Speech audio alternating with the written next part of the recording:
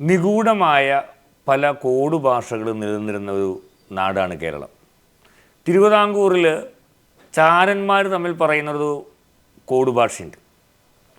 അതുപോലെ തന്നെ പറയ സമുദായത്തിലും ഒരു കോഡ് ഭാഷയുണ്ട്.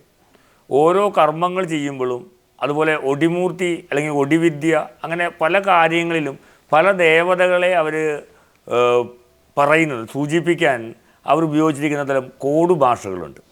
ഇന്ന് വളരെയധികം നാമാവശേഷമായി പോയതും ഇതറിയാവുന്ന ആളുകൾ വളരെയധികം കുറവുള്ളതുമായിട്ടുള്ള ഒന്നാണ് ഈ കോഡ് ഭാഷ.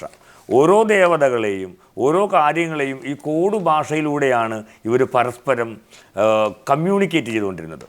അപ്പോൾ അത്തരമൊരു കോഡ് ഭാഷ ഇന്ന് നാമാവശേഷമായതാണ്.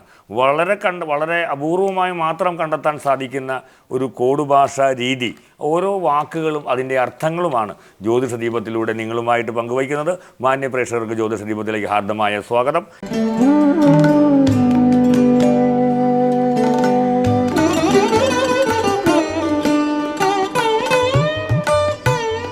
ഇന്ന് നമ്മുടെ ഒപ്പം ഉള്ളത് ബാലൻ എന്ന ഈ ഒരു സമ്പ്രദായം അനുഷ്ഠിക്കുന്ന അല്ലെങ്കിൽ ഇതിനെക്കുറിച്ച് ഗവേഷണം നടത്തുന്ന ഒരു ഗവേഷണ ബുദ്ധിയോടുകൂടി പഠിക്കുന്ന ഒരാളാണ്. അദ്ദേഹത്തെ നമുക്ക് സ്വാഗതം ചെയ്യാം. നമസ്കാരം. നിങ്ങളുടെ ഇടയിൽ പലതരത്തിലുള്ള കോഡ് ഭാഷ നിൽക്കുന്നുണ്ട് എന്നറിയാം. അത് ഇപ്പുറത്തെ ഈ ഒരു തലമുറയ്ക്ക് അറിയാനും പാടില്ല. ഈ ഭാഷ തന്നെ നിന്നു പോയിട്ടുണ്ട്. ആദിവാസി ഗോത്ര ഭാഷ പോലെ തന്നെയാണ് ഈ ഒരു ഭാഷയും. ആ ഒരു ഭാഷയുടെ കുറച്ച് കാര്യങ്ങൾ എന്തായാലും നമുക്ക് പ്രേക്ഷകരുമായിട്ടൊന്ന് പങ്കുവയ്ക്കാൻ പറ്റും. ഓരോ വാക്കുകളും അതിൻ്റെ അർത്ഥങ്ങളും പറയാം. അതിൻ്റെ കൂടുതലൊന്നും എനിക്കറിയില്ല. അത് കണ്ടുമാനുണ്ട്. എനിക്ക് അറിയാവുന്നൊരു മാക്സിമം ഞാൻ പറയാം. അതിൻ്റെ വാക്കുകളും അർത്ഥങ്ങളും കൂടി പറയാം. അത് താതുകനാറ് എന്ന് പറഞ്ഞ ശിവനാണ്. താതുകനാര് എന്ന ആ ശിവനെയാണ് താതുകനാർ. ഐവിള പെണ്ണ് എന്ന് പറഞ്ഞ പാർവതിയാണ്. പച്ചപ്പൈങ്കിളിയാർ എന്ന് പറഞ്ഞാൽ നന്ദികേശനാണ്. പച്ചപ്പൈങ്കിളിയാർ നന്ദികേശൻ. ചാന്ത് ഗുരുതി. വാക്കപ്പന്തൽ മരണാനന്തരം നടത്തുന്ന പന്തല്, ചടങ്ങ് നടത്തുന്ന പന്തലാണ്. പാണ്ഡുരൂപൻ അതായത് പാണ്ഡപ്പൻ ധൃതരാഷ്ട്രർ. പാണ്ഡു ധൃതരാഷ്ട്രയുടെ അനുജൻ. മുതിയര് പ്രേതം. മുതിയരെന്നാണ് പ്രേതത്തിന് പറയുന്നത്. പ്രേതം. ആദിത്യ സൂര്യൻ. മുഞ്ചത്തിയാറ് ആദിത്യന്റെ പെങ്ങള്. കടൽ മാതാവ് ഗംഗാദേവി. തൻകിരിയം തൻ കുടുംബം. മറുകിരിയം മറ്റൊരുവിൻ്റെ കുടുംബം. വിധിവാരത്തപ്പൻ ബ്രഹ്മദേവൻ. കടുമേനിക്കായ കദളിപ്പഴം. വാളരംഗം വാള മത്സ്യം.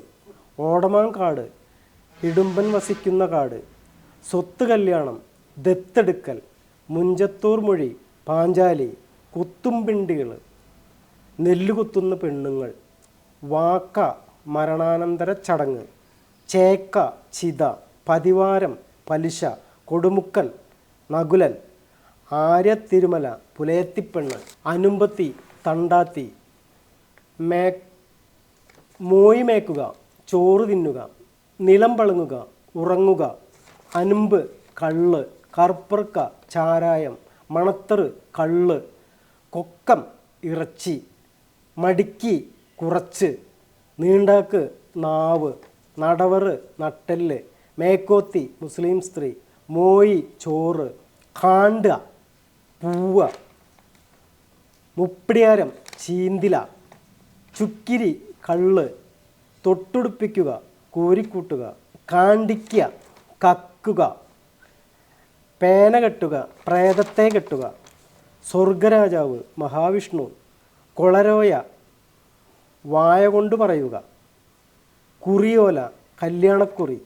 മേത്തരണി അസ്തിനപുരം.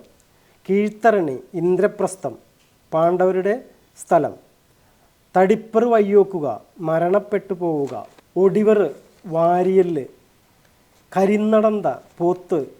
ഒടിവെക്കുക പണി കൊടുക്കുക. പൈക്കുക വിശക്കുക. ഹരിയിരുത്തുക പ്രതിഷ്ഠ. കൃഷ്ണപ്പൊടി ഉമിക്കരി. വെമ്പൊടി അരിപ്പൊടി. മാറോടുപൊടി ഓടുപൊടി. പച്ചപ്പൊടി ഇത്തിക്കണ്ണിപ്പൊടി. വറവുപൊടി തവിട്. തണ്ടാൻ തീയര്. ആരാഞ്ചേരി കണ്ണൻ മത്സ്യം. അലിക്കക്കൂറ് ലക്ഷണം കെട്ട. മൂർച്ചയിൽ വന്നിച്ചു മൂർധാവിൽ വന്നിച്ചു. വലങ്കുടുങ്ങയിലും വന്നിച്ചു. വലത്തെ കൈകൊണ്ട് വന്നിച്ചു. മുള്ളിക്കൻ ചെരുപ്പ് മുള്ളു കുത്താതിരിക്കാനുള്ള ചെരുപ്പ്. പൊറളു വാങ്ങി ഗുരുത്തം വാങ്ങി. ഊണുളുക്കം പറ്റിപ്പോയി പ്രതീക്ഷിക്കാത്തത് സംഭവിക്കുക. ഇരുതലാർ പക്ഷി, വണ്ട്, പാടു ചായ്ക്കുക, വീഴ്ത്തുക, കരുപറിച്ചു ജീവനെടുത്തു, പിണ്ടി ശവശരീരം, പ്രമാങ്കാല് അടിയന്തരത്തിൻ്റെ പന്തലിൻ്റെ നടുക്കിൽ കുഴിച്ചിടുന്ന കാല്, തിരഞ്ചിക്കുളം മയക്കുക, പ്രേതത്തിൻ്റെ ദോഷം തീർക്കുക, ഇഞ്ചിച്ചിത പറ, ചെണ്ട, ആറുമായും വേഷം മാറൽ, ഒറ്റാലുടപ്പിറവി, കൂടപ്പുറപ്പ്, പെനലെ, വേദന, മാണിയക്കോട്ട്, മുറുക്കാൻ, കൂമേ കാണുക, വീട്ടിൽ പോവുക, കൊടക്കാലാണ്ടിക്കുക, കൊല്ലുക, വളന്നറ്, ഒടിയൻ, 100 ചുണ്ണാമ്പ്, പാളോത്തി, പറിപ്പെണ്ണ്. കേരളത്തിലെ നിഘണ്ടുവിൽ പോലും കാണാൻ സാധിക്കാത്ത ഒരു ദേശത്തിൻ്റെ അല്ലെങ്കിൽ ഒരു വിഭാഗത്തിൻ്റെ ആളുകൾ വായ്മൊഴിയായി പറഞ്ഞ് കൊടുത്ത ചില വാക്കുകളും ഇന്നത്തെ അതിൻ്റെ അർത്ഥങ്ങളുമാണ് അദ്ദേഹം നമ്മളുമായിട്ട് പങ്കുവച്ചത്. ഇത്തരം അറിവുകളൊക്കെ പലപ്പോഴും നമുക്ക് നഷ്ടപ്പെട്ടു പോകുന്നൊരു കാലമാണ്. ഇതൊന്നും കാത്തു സൂക്ഷിക്കാൻ ഇനിയൊരു തലമുറ ഉണ്ടാകുമോ എന്നുള്ളതാണ് സംശയം.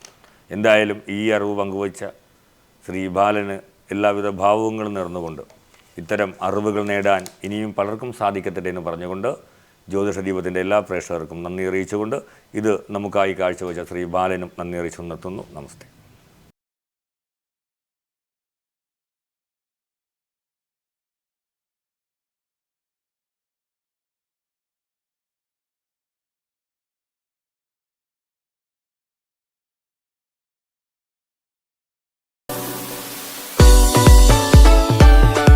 Like, share, subscribe.